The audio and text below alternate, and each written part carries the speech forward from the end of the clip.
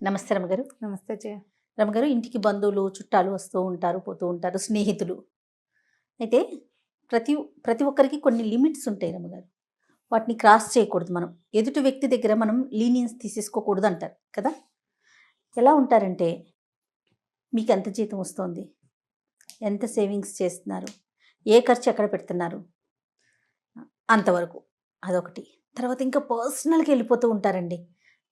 ఎలా అంటే అది ఒకరికొకరు ఎలా ఉంటారు, లేకపోతే పిల్లలు లేరనుకోండి ఎందుకు లేరు అంటే కొంచెము ఫీల్ అవుతారు అనే ఆలోచన కూడా ఉండదు. అలా మాట్లాడేస్తూ ఉంటారు. ఇది కరెక్ట్ కాదు కదా అనిపిస్తూ ఉంటుంది. అంటే చెప్పే పద్ధతి ఒకటి ఉంటుంది కదా, ఒక వ్యక్తి మీద మనకు ఒక అభిప్రాయం ఉంటుంది కదా.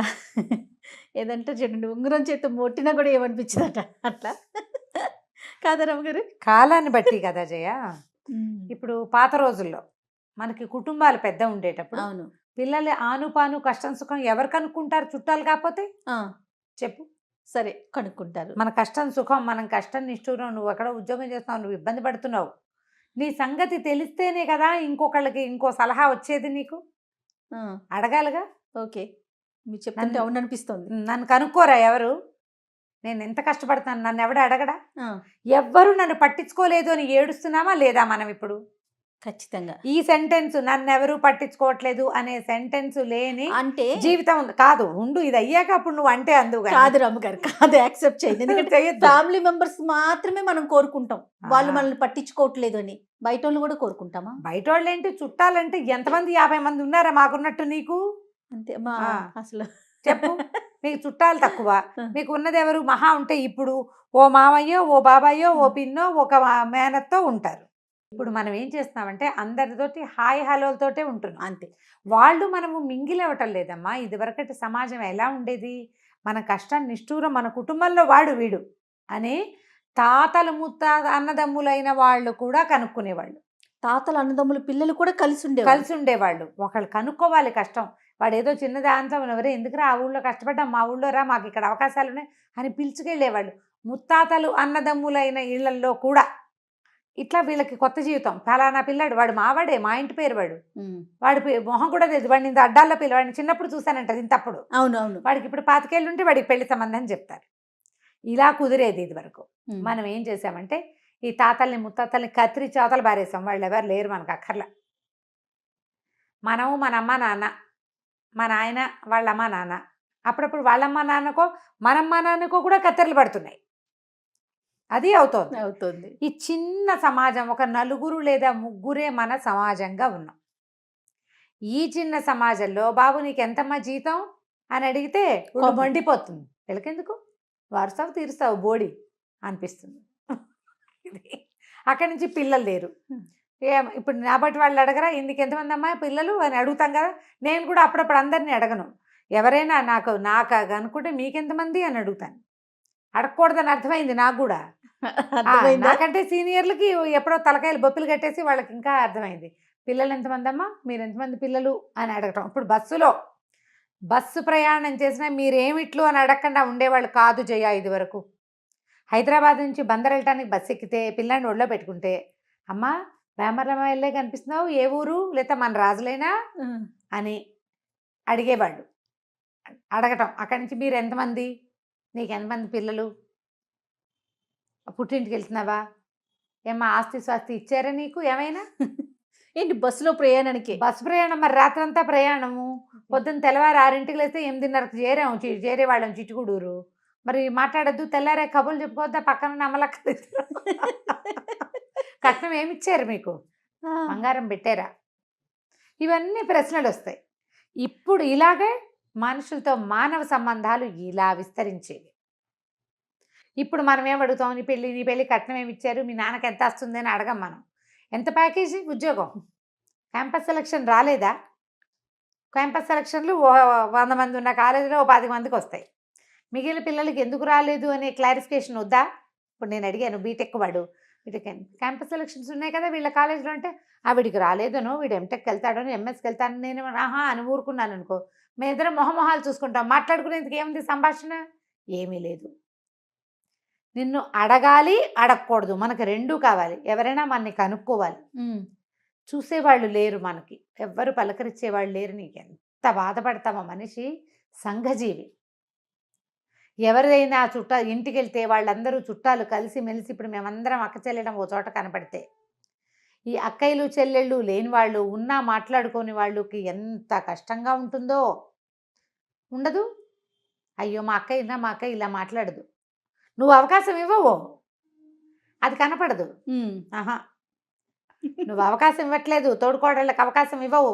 వాళ్ళు ఎవరు ఏమి అనకూడదు, నేను కనుక్కోకూడదు, నీ సంగతి ఏంటి అనకూడదు. ఎవరైనా ఉంటే వాళ్ళంతా బాగా ఉన్నారనిపిస్తుంది. బాగా ఉండటానికి మనం కూడా ఇన్హిబిషన్స్ వదిలిపెట్టాలి. ప్రశ్నలకి సమాధానాలు తీసుకోవటం కాస్త కష్టమే. ఇప్పుడు ఈ రోజుల్లో అన్ని ప్రశ్నలు అడగకూడదు. ఏదైనా ఓ క్వశ్చన్ అడగచ్చు. ఏదో ఫలానా జాబ్, బాబు ఎంత ప్యాకేజీలో ఉన్నావమ్మా, ఇది ఒక క్యాజువల్ క్వశ్చన్. ఎంత జీతం వస్తుంది, ఇలాగానే. వాడు ఏదో 12, 14, 16, 25 చెప్తాడు. ఎవ్రీ ఇయర్ హైప్ ఉందా, వెంటనే అదే క్వశ్చన్ ఉంటుంది. ఇంక్రిమెంట్ ఎట్లా, ఇన్సెంటివ్ ఏమైనా వస్తుందా మీ కంపెనీలో, మీ ఆవిడకి ఎంత, నీకెంత, మీ తమ్ముడు ఎక్కడ చేరాడు, వాడికి ఎంత. Natural questions. దీనివల్ల ఏమవుతుంది, నీ తాలూకు ఆర్థిక మూలాలని పక్కవాడికి తెలిసిపోవటం లేదు. మీ ఇద్దరికి ఒక ఫ్రెండ్షిప్ బాండ్ డెవలప్ అవుతుంది.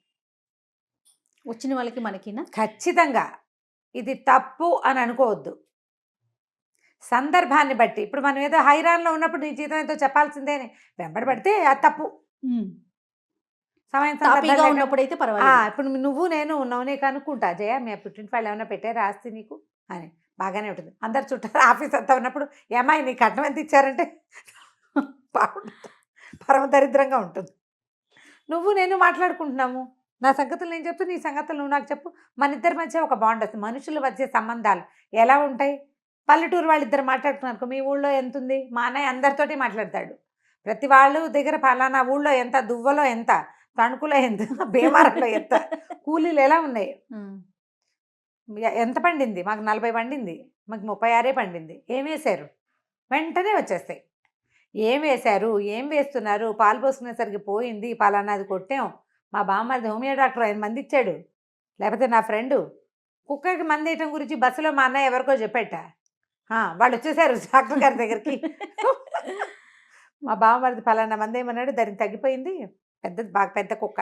ఓకే, మరి ఎలాగా మాట్లాడుకోవటంతోనే కదా. అవును కదా. నేను ఎప్పుడో కొన్నిసార్లు ఎందుకు రమ్మగారు హట్టింగ్ అనిపిస్తుంది. చెప్పే కదా, నువ్వు ట్రిగర్ అయిపోయి ఉంటావు, నువ్వు దేనికో. ఎవరో అడిగారు, మీ పిన్నో ఎవరో వెటకారంగా మాట్లాడారు, నీకు ఒళ్ళు మండిపోయింది. ఏమిట్రా ఇంకా నీకు 10 లక్షలేనా, బుడ్డాడు మొన్ననే అయింది, వాడికి 15 లక్షలటరా అంటే కడుపుక రగిలిపోతుంది. ఈ ప్రశ్నించే వాళ్ళు ఉన్నారు చూడు, వీళ్ళకి కొంచెం బాగా ప్రశ్నించడం రావాలి, అంతే.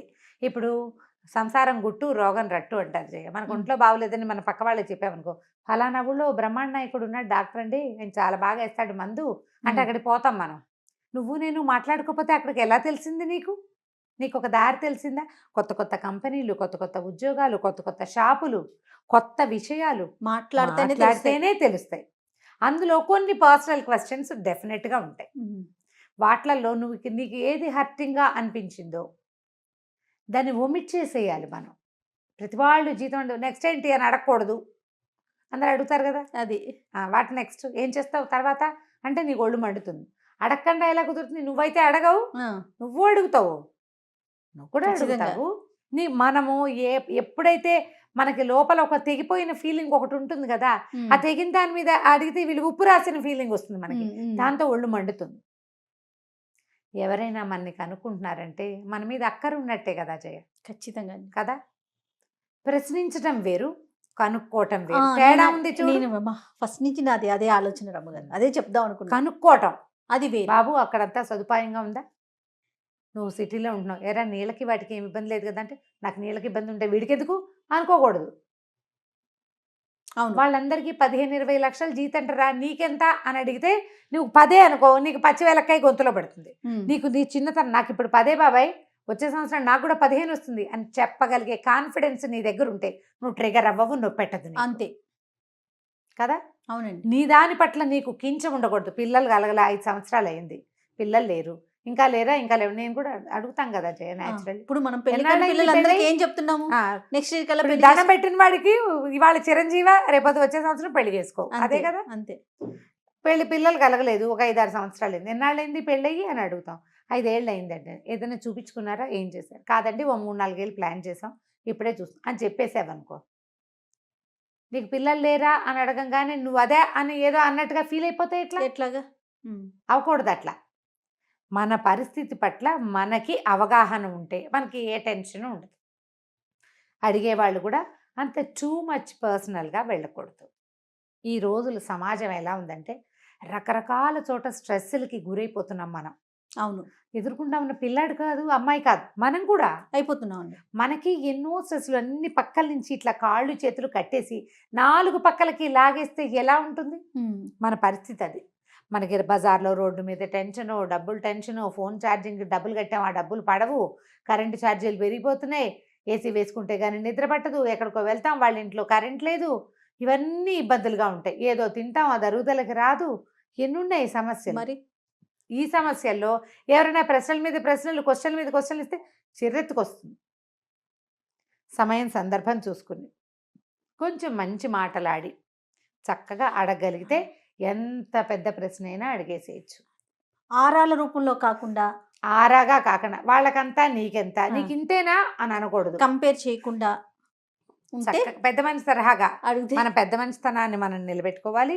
సమాధానం చెప్పడానికి కాన్ఫిడెంట్గా నువ్వు లేకపోతే ముందు నీ కాన్ఫిడెన్స్ని పెంచుకో. అంతే. నీకు 5 లక్షలు అయితే 3,000 జీతం, ఇవాళ 3,000కి చేరాను, మీదటికి మారతానని చెప్పగలిగే కాన్ఫిడెన్స్ నీకుంటే ఏ పేదతనము లేదమ్మా. ఏ అంకైనా రోజుకు రోజులు ప్లస్ అయినట్టే అంకెలు పెరుగుతాయి. అంతే. అవునండి, జీవితం పెరుగుతుంది. 5 ఏళ్ళకి పుట్టిన పిల్లలు 6 ఏటికి పెడతారు. అంతే. ఆస్తులు లేవు ఇవాళ కాకపోతే రేపు వస్తుంది. నందో రాజా భవిష్యత్తు. రేపొద్దున నందుడు రాజు అయిపోవచ్చు, మనకేం తెలుసు? నువ్వేమవుతావో నీకు తెలీదు, నాకు తెలియదు. అంతే కదా రమ్మగారు. ఎవడైనా అంతే. కాన్ఫిడెంట్గా ఉండాలి.